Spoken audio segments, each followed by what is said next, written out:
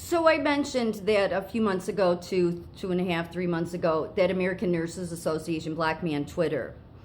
Okay, and it was because because of several reasons. One of the biggest was I was calling out that the frontal lobe is informed, that the gender affirming care for youth should not be happening. And of course, they didn't want to address that because they don't want to address it. They just want to silence anybody that brings it up. There's been doctors that have brought it up. I mean, I'm not a doctor, I'm a nurse, but I'm a psychiatric nurse, okay?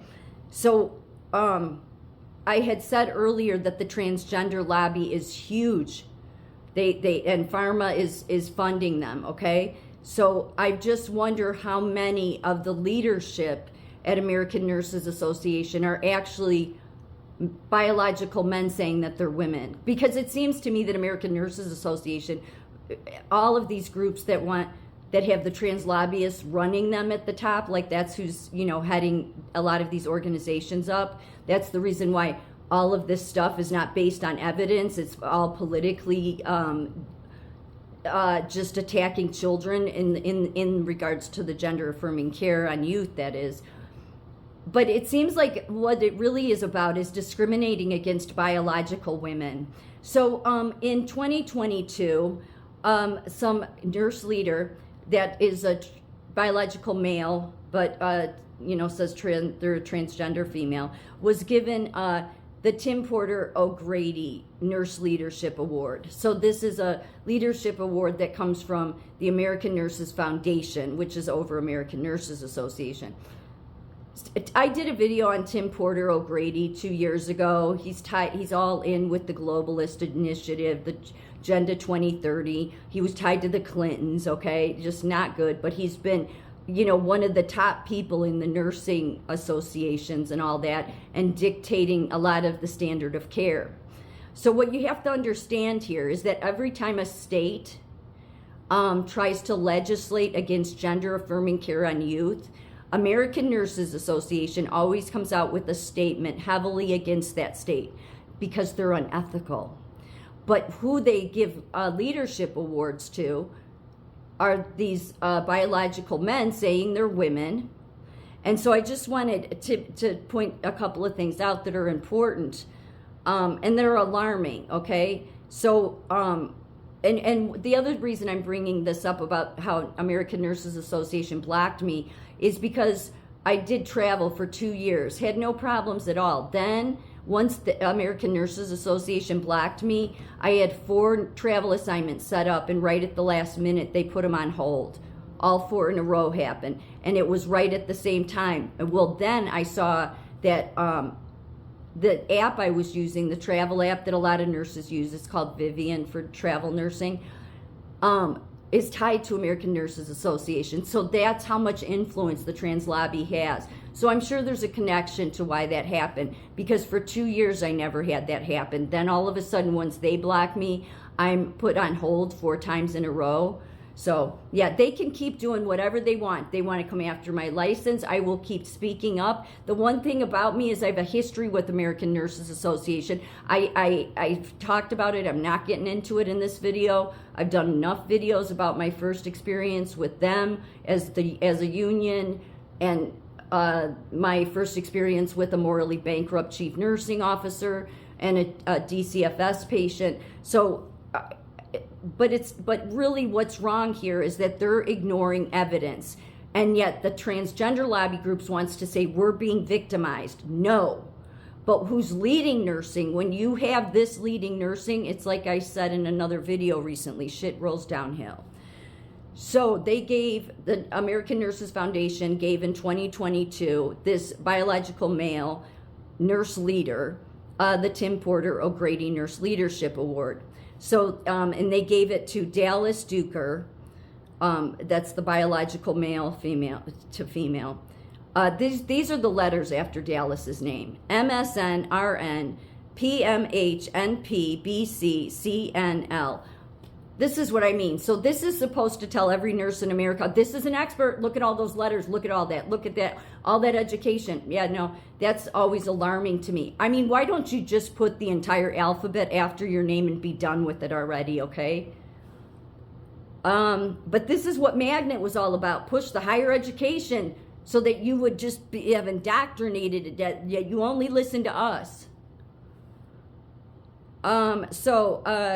She has been selected as the recipient of the Tim Porter O'Grady Nurse Leadership Award. Dallas is the founder and CEO of Trans Health Northampton, a nonprofit and comprehensive healthcare center for transgender and gender diverse individuals across Massachusetts. She is also faculty at Columbia University, Northeastern University, University of Virginia School of Medicine, University of Virginia School of Nursing, and the MCH Institute for Health. So this is being pushed in all the nursing schools.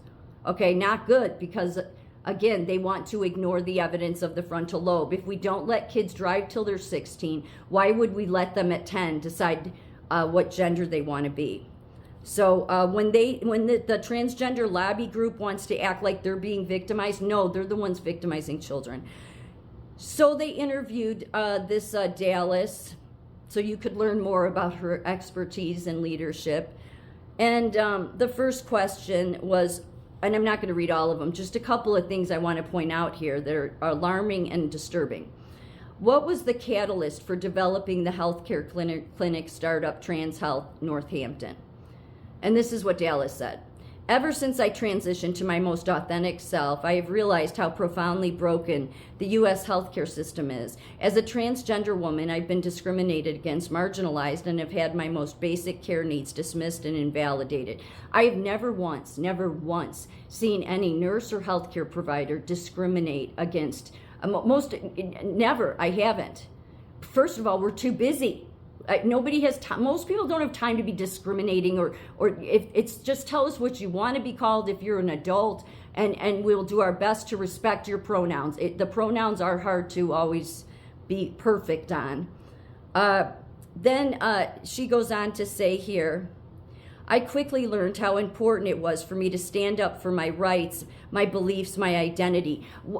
Why is it all about you? So one of the biggest things I learned as a nurse is it's not about me, it's about the patients I take care of. So it's alarming that a nurse has made her profession all about her. And that's what she's going to bring to the table. Yet what she's bringing to the table is disregarding evidence. Again, the frontal lobe. I know I keep saying it, but it needs to be repeated because they keep repeating this stuff and they keep awarding these people that are they even nurses? And if they are the worst nurses ever, because we don't make it about us. It's about the patient. Okay? But everything, that's what I noticed with the transgender group. Seriously, as a mental health professional, it's concerning to me because there's a lot of narcissism wrapped up into it. It's all this me. Everything's about me. The whole world has to change pronouns, everything. Everybody's got to do this or you're going to be called out as a racist and discriminatory and you hate trans. And it's like it's out of control. And the worst thing to do then is push that on children because you're pushing your narcissism on them. Because I'm sorry, it's the truth. It's very narcissistic. It's all about me. And this is a nurse with the whole alphabet letters after her name. And everybody in nursing is supposed to believe that this is what an expert leader is. No, this is not an expert leader. This is a political agenda. And at this point, I'm convinced that American Nurses Association discriminates against biological women. So I'm not sure, but they're pushing this so all nurses that graduate, this is all in the teachings now. So I guess they're not talking about the frontal lobe anymore. So this is rooted in a deep commitment to advocacy and clinical expertise in both gender-affirming care and interdisciplinary teams. She also went on to say she most especially stands up since it's being attacked throughout the United States. No. Let's get it straight. You're the ones attacking because you're going after children and they are not at an age to make that decision. You're the ones that are attacking, and then you want to stand back and say, oh, when somebody calls you out with evidence, you want to say, oh, we're being victimized. No, calling you out on the facts that you're not following and the evidence you're not following isn't victimizing you. It's calling you out because you're victimizing children. You know what? You can keep knocking me down, but I always will keep getting back up.